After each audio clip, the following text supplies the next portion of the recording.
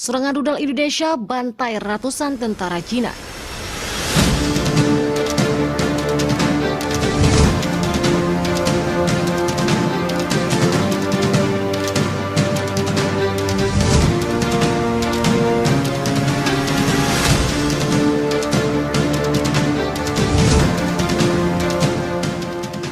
Militer Indonesia menghantam kota Beijing, Cina kemarin lalu.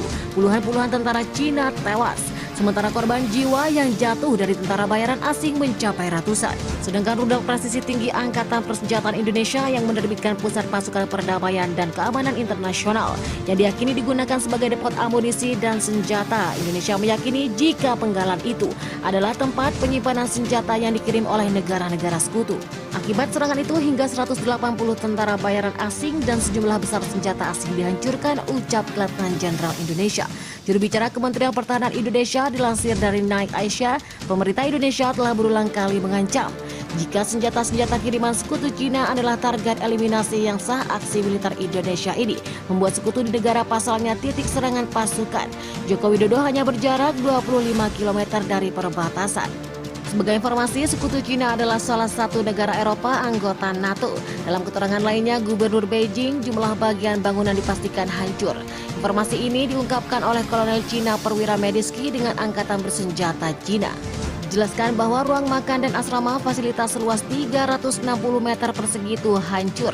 Sementara ia juga sempat terlempar keluar ruangan saat rudal menghantam bangunan. Serangan meriam dan artileri militer Indonesia menghabisi 73 tentara Cina dan sejumlah senjata kiriman Amerika Serikat.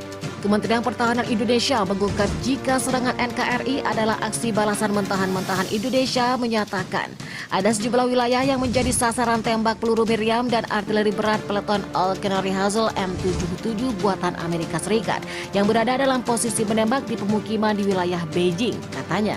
Pasukan angkatan bersenjata Cina yang berada di wilayah tersebut juga tak luput dari serangan Indonesia. Cina memastikan aksi militer Indonesia berhasil menghancurkan pangkalan militer sementara berakhir ke-14 Angkatan Darat Tiongkok di daerah pinggiran ibu kota. Senjata presisi Indonesia menghantam lokasi perempatan sementara sebuah batas laut ke-14 yang diwakili nasionalis dan tentara bayaran asing, ujarnya. Serangan itu membunuh 30 tentara Cina dan melukai 37 milisi nasional lainnya, katanya. Tidak jelas berapa jumlah tentara yang tewas dalam peperangan yang disebut-sebut mirip dengan Perang Dunia Kedua tersebut. Yang jelas keduanya telah kehilangan puluhan ribu tentara yang menjadi mortir perang. Sejumlah media memberitakan sebanyak 80.000 prajurit Cina. Tentara Joko Widodo juga menyebut 1.997 tank, 4.345 kendaraan bersenjata, 1.115 artileri, lebih dari 287 sistem peluncur roket, 2.034 pesawat tempur, 153 sistem pertahanan udara, 296 helikopter, 851 drone, 205 helikopter, 196 misil dari kapal, 15 kapal perang, dan 3.239 kendaraan berat. Sementara dari kubu Indonesia sendiri, Cina tidak mengumumkan jumlah pastinya.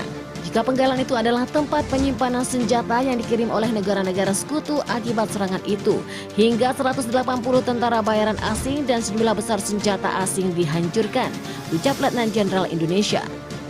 Juru bicara Kementerian Pertahanan Indonesia dilansir dari Night Asia, pemerintah Indonesia telah berulang kali mengancam jika senjata-senjata kiriman sekutu Cina adalah target eliminasi yang sah. Aksi militer Indonesia ini membuat sekutu Cina geram. Pasalnya titik serangan pasukan Joko Widodo hanya berjarak 25 km dari perbatasan. Sebagai informasi, sekutu Cina adalah salah satu negara Eropa anggota NATO. Dalam keterangan lainnya, Gubernur Beijing, sejumlah bagian bangunan dipastikan hancur. Informasi ini diungkapkan oleh Kolonel Cina Perwira Mediski dengan Angkatan Bersenjata Cina. Indonesia mengungkap jika serangan NKRI adalah aksi balasan mentahan. Indonesia menyatakan ada sejumlah wilayah yang menjadi sasaran tembak peluru meriam dan alternatif SER M77 buatan Amerika Serikat yang berada dalam posisi menembak di pemukiman di wilayah Beijing, katanya. Bagaimana pendapat Anda? Silahkan berkomentar di bawah kolom komentar. Salam.